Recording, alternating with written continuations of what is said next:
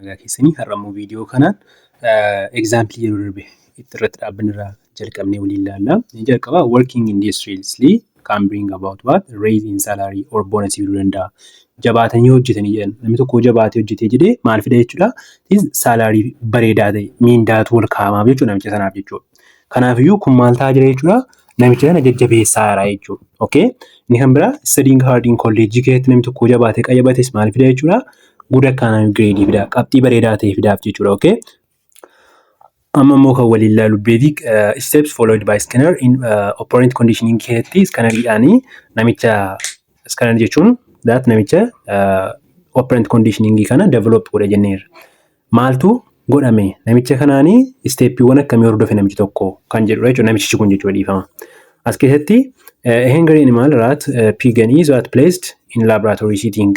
Example Skinner boxii keessa kaa'e jechuudha. Jalqaba animaalii wayii yookaan immoo kaatii ta'uu danda'a, adurree ta'uu danda'a yookaan immoo hantuuta ta'uu danda'a. That whatever animaalii wayii kaa'e jechuudha. In place in laboratory setting example Skinner boxii keessa kaa'e jechuudha fakkeenyaaf. Kana booda animal will what wander in box exploring its environment in a random way. Kana booda animaaliin sun maal gochuu jalqabe jechuudha. In a random wayidhaan yookaan immoo naannoo isaa qayyabachuu jalqabe jechuudha. Jalqabee booksii wayii keessa kaa'e jechuudha. Animaalii wayii booksii keessa kaa'a. Booksii sana keessatti naannoo isaa ilaaluu jalqabe akka jechuudha. Booksii animaaliin booksii keessa kaa'ame yookaan saanduqa wayii keessa kaa'ame kun jechuudha.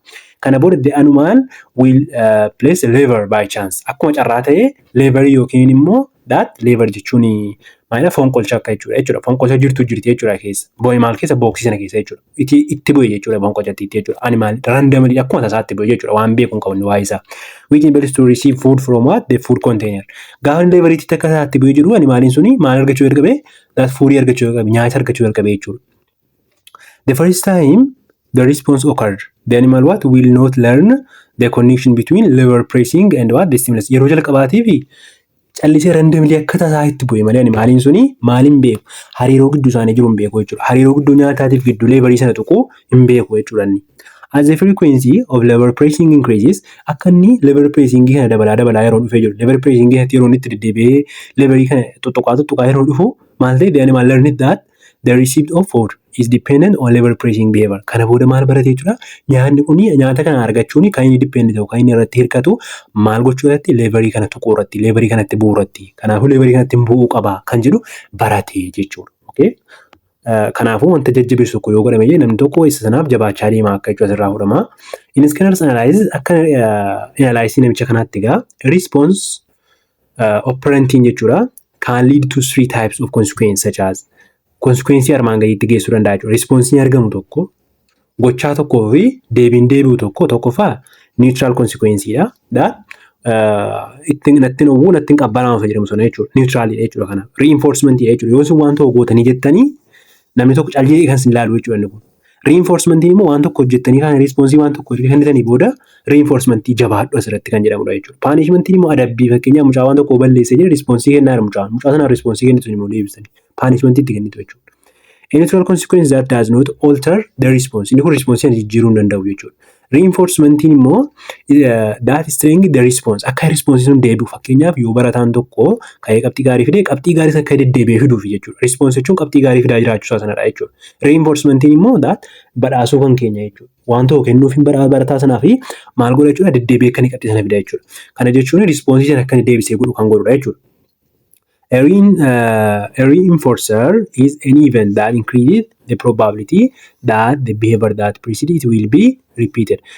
Reinforcerii kan jennu probability wanta akkamiidha wanta responsiin suni akka inni deebi'u jechuudha. Fakkeenyaaf badhaasni barataa sana ammaa inni akka inni deebi'ee barataan sun barumsa sanarratti jabaatee baratu godha jechuudha. Kanaafiyyuu badhaasni reinforceriidha jechuudha. Reinforcerii immoo bakka lamatti qoodnee ilaalla. Primary reinforcerii fi secondary reinforcerii jechuudha. Primary reinforcer kan jennu natural reinforcing because they are satisfy biological need. Sababa biological need keenya satisfy godhanuuf jechuudha. Biological need kanneen jennu kan akka kamii fakkeenyaaf nyaata ta'uu danda'a, hirriba ta'uu danda'a. Biological need kan keenya kan nu gammachiisan kan satisfy gochuu danda'anu isaan akkasii primary reinforcer jechuudha. Waan tokko hojjennee kaanee sirriitti nyaata bareedaa ta'e arganna yoo ta'e, hirriba arganna yoo ta'e, kana malees wantoonni biraa baay'eetu jiru jechuudha. Akkasii physical reinforcementii arganna yoo ta'e inni kun primary reinforceridha jenna jechuudha. Secondary reinforcing immoo behavior reinforce behavior because of that they pair association with primary reinforcing stimuli. Inni kun sababa primary hojii yookaan immoo biologically kan keenya wanta satisfy nu godhu wajjin hariiroo qaba jechuudha. Fakkeenyaaf maallaqa yoo ta'e maallaqni kallattii hawwa tokko nu godhu maallaqni garuu biological response wajjin hariiroo qaba. Nyaata nu bita, uffata kan keenya nu bita. Uffanni biologicalidha yookaan immoo that wanta qaama kan keenya satisfy godha jechuudha. Akkasuma fakkeenyaaf rileeshinii namootaa wajjin uumuun nyaata nyaachuun kun biologicalidha. Garuu maallaqni wanta kana keessaa waan godhu tokko iyyuu hin qabu. Fakkeenyaaf maallaqni hin uffatamu. Ni galee maallaqni nyaata miti nyaatamu jechuudha. Garuu nyaata bita maallaqni. Garuu uffata bita maallaqni. That means it has association with that, okay? Association qaba jechuudha. Kanaafuu secondary reinforcer jechuudha jennee bifa kanaan ilaaluu dandeenya jechuudha. Both primary and secondary reinforcer can be positive or negative. Primary ta'us secondary ta'us that means primary kan jennu kan biologically keenya satisfy nu godhu ta'us kan immoo jira miti kan immoo secondary yookaan immoo kan isaa wajjin biological wajjin association kan qabu immoo yoo ta'es lachuu ta'u lachiin isaanii positive yookaan negative ta'uu danda'u jechuudha. Positive reinforcement kan jennu maalidha? Is the process where presentation of stimulus makes behavior more likely to occur again. Positive reinforcement kan jennu stimulusiin sun yookaan wanti argame sun deddeebi'ee caalaatti akka hin argamu isa godhudha jechuudha. Negative reinforcement immoo the process whereby termination of an overtime stimulus makes behavior more likely to occur. Inni kun immoo termination isaa yookaan stimulusiin sun dhabamuunsaa kan amalicha akka deddeebi'ee argamu kan godhu jechuudha. Negative reinforcement jechuun mee kana fakkeenyaan isin ibsa. Amma fakkeenyaaf badhaasa yoo kennitanii kun positive reinforcementidha. Kallattii isaaf kennamaa jira waan ta'eef akka gochaan sun deebi'ee godhamu ta'a jechuudha. Namni tokko immoo qayyabachuu didee jennu. Qayyabachuu didee jennu sababa maal godhee? Sababa bilbila isaa fudhatee TikTok ilaaluuf, sababa social media isa jeequuf, disturb isa godhuuf hin didee jechuudha qayyabachuu. Kanaafuu qayyabachuun sun akka inni dabaluuf kan goonu maal goona bilbila isaa harkaa fuuna jechuudha. Yoo bilbila isaa harkaa fuuna jenne bilbila isaa harkaa fuuchuun negative reinforcementidha. Reinforce jechuun gochaan qayyabachuu akka inni dabalaa waan ta'eedhaafidha. Negative jechuun immoo amala hin taane sana irraa balleessine irraa fuune jechuudha. Bilbila sana harkaa fuune namichi qayyabannaa isaatti fufee jechuudha. Okay? Kana negative reinforcement bifa kanaan fudhachuu dandeessu jechuudha. Inni kan biraa schedules of reinforcementidha. Reinforcementiin schedule yookaan immoo sagantaawwan garaagaraa qaba. Tokkoffaa continuous schedule of reinforcementidha. Reinforcementii yeroo hunda kan kennu danda'u kun jechuudha. When response is first acquired, learning is usually most rapid. If response is reinforced each time it occurs. Akka inni waan gaarii hojjetu. Fakkeenyaaf barataan tokko akka inni hojii gaarii hojjetan deddeebinee badhaasaa deemna yoo ta'e this is what continuous jechuudha. Yeroo hundadha jechuudha inni kun. Inni kan biraan intermittent or partial schedule jechuudha. Yeroo hundatu hin taane yeroo muraasa irraa kennaaf yeroo hundatu hin taane jechuudha. Okay? Which involves reinforcing only some response. Responsiiwwan muraasaaf not all of them. Okay? Response akka inni fideen qofa miti jechuudha inni kun. Dhiifama as keessatti waan akka kan taane itti maaltu jira. Continuous schedule reinforcement kan jennu when response first acquired. Learning is usual. Yeroo irratti miti akka yerootti akka nan hubanne sana ammas itti maatura jechuudha. Yeroo hunda yeroon siin jedhu respoonsii yeroo hundaa isa jechuu kootiti. Yeroo irratti kan hundaa'u miti inni kun. Yeroo irratti tun taane respoonsiin akka inni godhamu jechuudha. Fakkeenyaaf galgala ta'uu guyyaa ta'uu yeroo barbaade ta'u. Respoonsii inni fakkeenyaaf inni hojii gaarii hojjeta taanaan isinis achumaan reinforcementii jajjabaadhuu hojjettan badhaasa keessan kennituuf jechuudha. Okay? Reinforcementiin negatiiva ta'u pozitiiva ta'u. Fakkeenyaaf inni sirriitti qayyabachuu dida taanaan isin galgalas ganamas duuka deemtanii bilbila irraa fuudhaa deemtu jechuudha. Intermittent partial kan jennu immoo yeroo hunda miti inni kun. Fakkeenyaaf yeroo hunda mucaan gatii qayyabatee qabxii gaarii fideef yeroo hunda deemtanii jajjabeessaan ooltan jechuudha. Okay? Response has become reliable. It will be more resistant. Kanaafuu maal jechuudha? Kana booda mucaan kuni yoo badhaasuu dhabaaddes jabaatee nama qayyabata jechuu itti namana jechuudha yeroo akkasii. Yeroo isa kanatti amanee jedhu daati yeroo hunda narraa hin eegamu jechuudha. Okay? Ammas it will be more resistant to extinction idhaaf. That means mucaan sun hin dhiisu jedhee waan hin yaaduuf extinction ta'uu malee mucaa kanaa jedhee waan hin yaadu jechuudha. It is rewarded partially. There are 4 types of intermittent schedules. Intermittent yookaan immoo partially kan reinforce goonu gosa bakka sadiitti qoonnee ilaalla jechuudha. Tokkoffaa fixed ratio, variable, fixed interval and variable interval jennee qoonna jechuudha. Ratio schedules. Fixed ratio kan jennu isa akkamidha? Fixed kan ta'e kan dhaabbataa ta'e occurs after a fixed number of responses. Fixed ratio kan jennu yeroo irratti hundaa'u laas keessatti. Okay? Fixed ratio yeroo irratti hundaa'u responses irratti hundaa'a jechuudha. Risponsii irratti hundaa'a. Risponsii yookaan deebii namichi yookaan hojii namichi hojjetu irratti jechuudha. Yoo hojii 10 hojjetee jedhee yeroo 10 utuu hin taane fakkeenyaaf yeroo 5 paarshaali waan ta'eef yeroo 5 badhaasuu dandeessu jechuudha. Maalidhaa? Risponsii sana irratti hundaa'a jechuudha. Garuu yeroo 5 badhaastu miti yeroo 10 hojii hojjetanii hojii jechuun hojii isin gammachiisu tokko hojjeteera. Kanaafuu yeroo 10 kana keessa yeroo 5 badhaastan yeroo 5 kan badhaastanu inni yeroo tokkoffaa lammaffaa sadaffaa hojjetu miti. This is what fixed dha. Tokkoffaa hojjetee yeroo lammaffaa badhaastan ammas sadaffaa hojjetee yeroo arfaffaa badhaastan lama lamaan badhaasaa deemtu. Yeroo hunda lama lamaan badhaastu jechuudha miti garuu fixed dha argitanii as keessatti isin ibsuudhaaf jechuudha. Kanaafuu yeroo jaaffaa yeroo 8ffaa yeroo 10ffaa lama lamaan badhaasaa fixed ratio jechuun akkasiiti. Risponsii irratti kan inni kennamu risponsii irratti ta'e immoo risponsii irratti immoo yeroo wal fakkaataa ta'etti yookaan immoo time intervaliidhaan badhaasa yookaan immoo reinforcement sana kennaafii deemtu jechuudha. Variable ratio immoo occurs after some number of response. Risponsii muraasa booda kan argamudha jechuudha. Fakkeenyaaf barataa yoo taatanii badhaahamtu ta'e gaafa kanaan badhaasa namni kun waan jettan hin beektan jechuudha. Okay, probably explain high steady rates of responding. Inni kuni responding baay'ee deebisa. Kana jechuun arra ta'e burtiin beeku waan ta'eef jabaadhee qayyabachuun qaba jechuudha. Jabaattiin waan gaarii hojjechuutis jabaattiin hojjettu jira waan sana. Maaliif yeroon isin badhaasu hin beektan waan ta'eef yeroon isin jajjabeessu hin beektan waan ta'eef response are more resistant to extend ta'uu jechuudha yeroo kana bareedaa. Inni kan biraa interval schedule. Interval schedule immoo fixed interval schedule fi variable interval schedule. Interval schedule kan jennu time irratti hundaa'an kun immoo reinforcement occurs only if a fixed amount of time had passed since with the previous reinforcer. Reinforceriin yeroo darbe yookiin immoo fakkeenyaaf badhaasa kan hin jechaa badhaasa duwwaa miti sirriitti isin eegalu jedhee badhaasa fudhadhaa malee. Hundaafuu badhaasni yeroo darbe erga eebbiti fakkeenyaaf ji'a lama naannoo waggaa keessatti ji'a 12 jira yoo ta'e ji'a lama lamaan reinforce godha yoo ta'e inni kun fixed interval schedule jedhama. Variable interval schedule kan jennu immoo occurs only if variable amount of time has passed isin yeroon ta'e yeroo darbu qofaadha jechuun fixed miti jechuudha. Fakkeenyaaf waggaa keessatti ji'a 12 jira yeroo ji'a 3ffaa badhaase deebi'ee yeroo ji'a 7ffaa badhaasuu danda'a jechuudha. There is no fixed time to what reinforce that person. Personii sana yookaan nama sana reinforce gochuudhaaf yeroon fixed ta'e hin jiru jechuudha as keessatti. Fakkeenyaaf a man is paid after completing a certain amount of work. Certain amount of work erga xumuree booda kennamuufii danda'a. Gambling game yookiin immoo gambling keessatti gambling jechuun tapha qumaaraa keessatti kun maalidha jechuudha. It is variable dha jechuudha. Okay, variable mean variable interval schedule dha jechuudha. Payment of salary first or of every month. Inni kun immoo kan maaliiti inni kuni kan isa jalqabaati jechuudha. It is schedule kan fixed dha jechuudha. Administration of quiz jennee bifa kanaan ilaaluu dandeenya jechuudha. Kan biraa kan laallu punishment dha. Punishment is a stimulus that weakens the response or makes it less likely to recur. Stimulus yookaan wanta argamaa tokko akka deebiin argamne kan godhu jechuudha. Fakkeenyaaf namni tokko sirriitti hin qayyabatu yoo ta'e akka inni qayyabatu kan godhu adabbii kenna. Mucaan tokko yoo ka'ee ibsaa harkaan qabaadha yoo ta'e yookaan immoo waan miidhaa qabu hojjechaa yoo ta'e mucaa sana ni adabna ni rukunna jechuudha. Yeroo itti rukuttu mucaan sun maal ta'a deebii dhiisa jechuudha. Akka waan sana gongoonee fi deebii akka waan sana gongoneef wanti godhamu punishment yookaan adabbii jennee kan waamnu sanadha jechuudha. Punisher can be any aversive or unpleasant ta'uu danda'a. Wanti qixaaxaa kan ta'uu as keessatti unpleasant wanta bakka gammachuu hin qabne ta'uu kamiyyuu ta'uu danda'a jechuudha. Stimuli that weaken response kan akka response sun hin argamne rukutuu danda'a qimmiiduu ta'uu danda'a waan inni jaalatu tokko jalaa fuchuu danda'a jechuudha. Make them unlikely to recur akka wanti sun deebiin argamne kan godha jechuudha.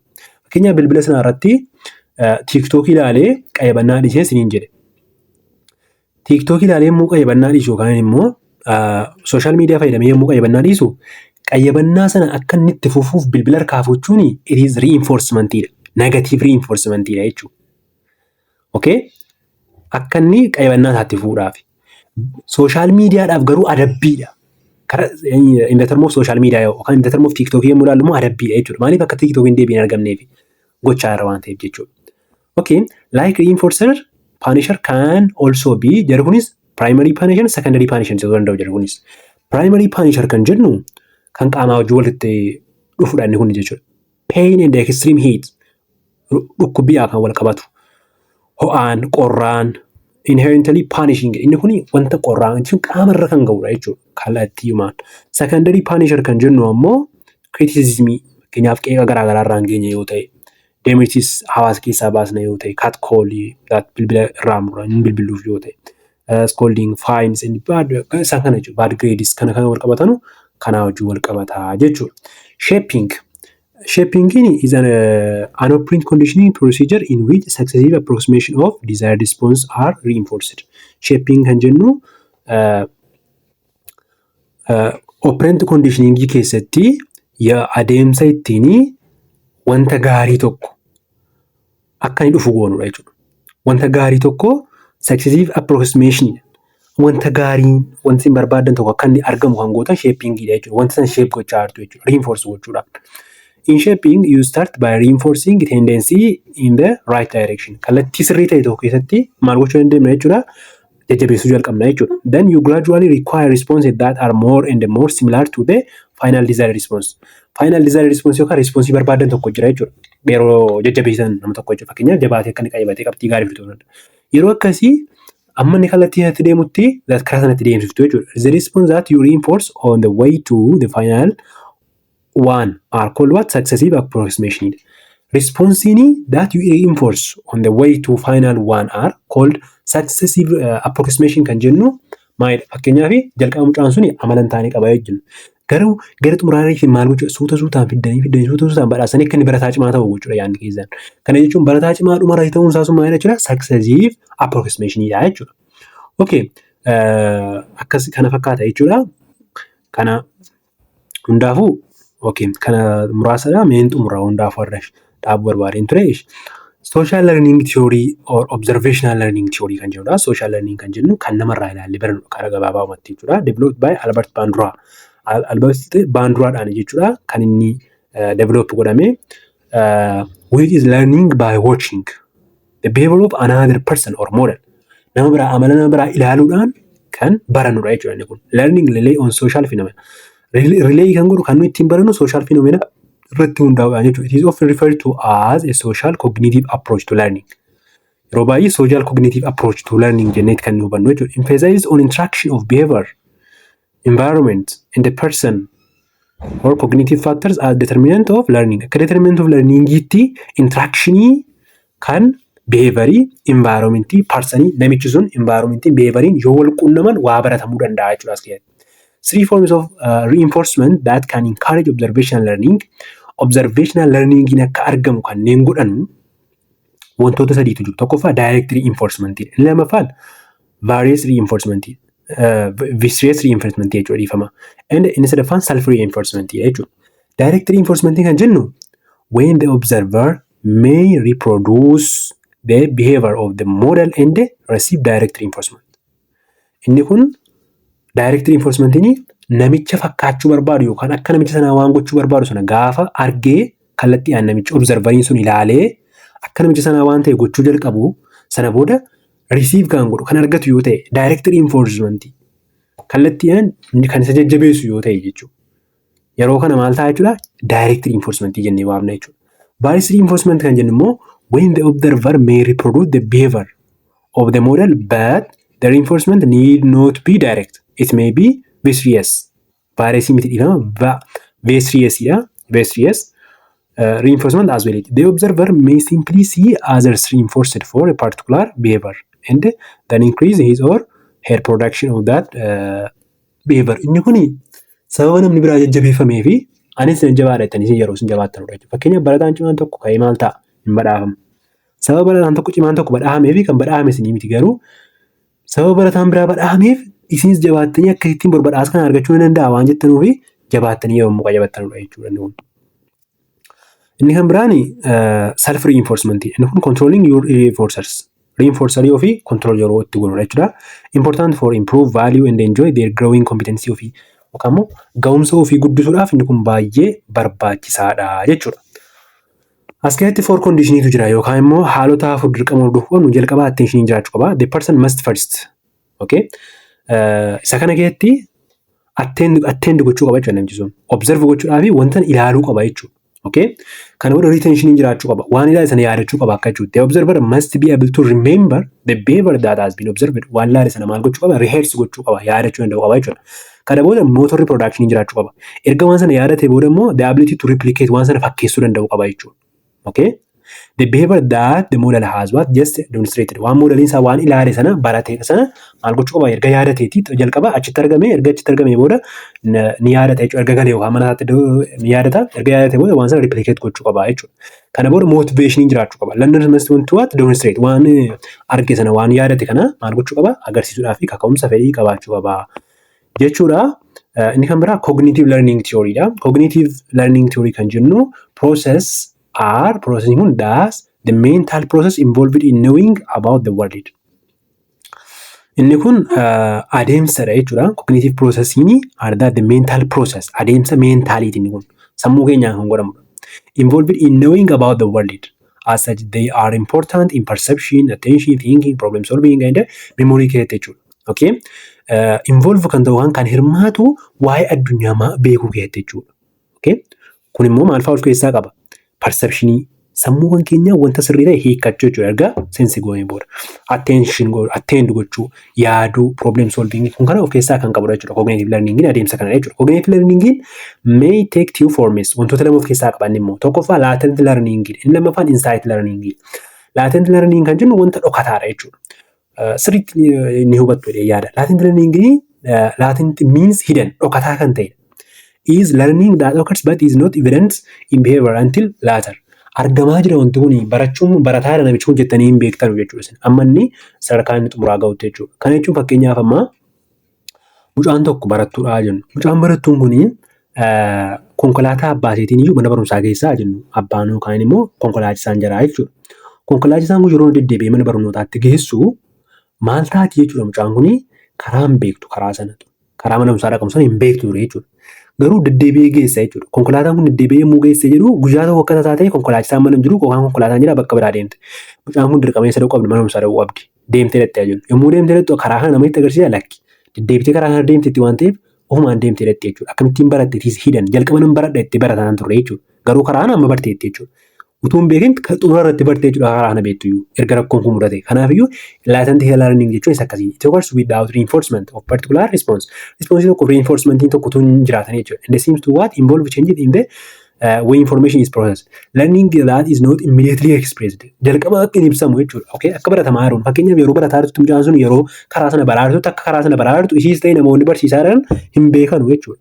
A great deal of human learning also remains latent until what circumstances allow or require into be expressed. Amma circumstances sun dhufuutti jechuudha. Akka inni circumstances haalli akka inni beekumsa sana gadi baasnu amma dhufutti gadi baasuu hin dandeenyu. Akkana jechuun hin dandeenyu jechuun hin taane jechuun beekna yoo hin seenu jechuudha. Irraanfatamaadha, dhokataadha jechuudha. Insight learning is cognitive process whereby recognize our perception of a problem. Perceptionii keenya gaafata jechuudha. Wanta inni kun insight jechuun kan itti yaannee barannudha jechuudha. Fakkeenyaaf akka barumsaa kana jechuudha. It is physical insight, typical insight situation where a problem is what paused, right? Follows during which no apparent progress made, and then what the solution comes suddenly. Inni kun walumaa galatti argama keenya barbaada, ilaaluu keenya barbaada, follow gochuu keenya barbaada, nu hordofuu barbaada. Erga hordofnee kaanee itti yaannee barannee kan argamudha jechuudha. Human being who solve a problem insightfully usually experience a good feeling called what? Aha experience kan jedhamu.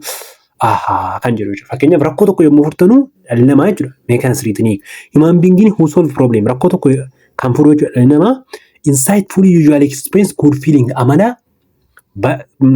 miira bareedaa ta'etti dhaga'ama jechuudha. Aha kan jedhu jechuudha. Jechuun erga rakkoo tokko itti yaadan isinii garuu fakkeenyaaf foormulaa herreegaa tokko hojjechaa jirtu. Foormulaa herreegaa kana hojjechaa jirtan isinii dhufuudha. Eksii barbaaddu, tabba buutu, gaara buutu, malkaa buutu hin dhufu. Gaafa inni dhufee jedhe hin gammaddu jechuudha. Fiilingii bareedaa kan sitti tolu jechuudha. Fiilingii akkasii amala akkasii qaba jechuudha dhalli namaa. Barumsa kana keessatti yookaan immoo barumsa insaayitii keessatti jechuudha. Isa mul'ataa keessatti. Sometimes for example people even wake up from sleep. Fakkeenyaaf yeroo tokko rafiitii irraa ka'u jechuudha. With a solution to a problem that they had not been able to solve during the day. Yeroo guyyaatti rakkatanii rakkoo sanatti rakkatanii dadhabanii fakkeenyaaf sadarkaa keessanitti ammaa rakkoon kun rakkoo gurguddaa sadarkaa biyyaa kana kanatu hin taane fakkeenyaaf gatii xaa tokko barbaaduun sirrakkistee erga rafiidhaa kaatanii booda yookaan immoo qormaata qoramtanii kaatanii kan baay'ee isin dhibu inni daree qormaataa keessaa dhufuu diddee kaatee gaafa akkana gadi baatanii balbalarraa geessanii barsiisaan qormaata fuudhee inni isin ittiin deebisne deebiin ariifattee dhuftee isinitti himamte jechuudha. Ahaa jettanii gammaddu maal godha deebiin sa'aatiin isa darbeera jechuudha. Yeroo akkasiiti jechuudha. Inni kun insight learning itti yaadnee kan barannu akka jechuuti. Hundaafuu boqonnaa kana asirratti xumurraa. Amma boqonnaa biraatii walitti deemutti nagaan naaf tura. Please viidiyoo kana immoo hiriyoota keessanii share godhaa. Please. Chaanalii keenya subscribe godhaa. Akka namoota baay'ee bira gahuuf immoo like godhaa viidiyoo jedha. Hundaafuu baay'ee isin jaalladha nagaatti.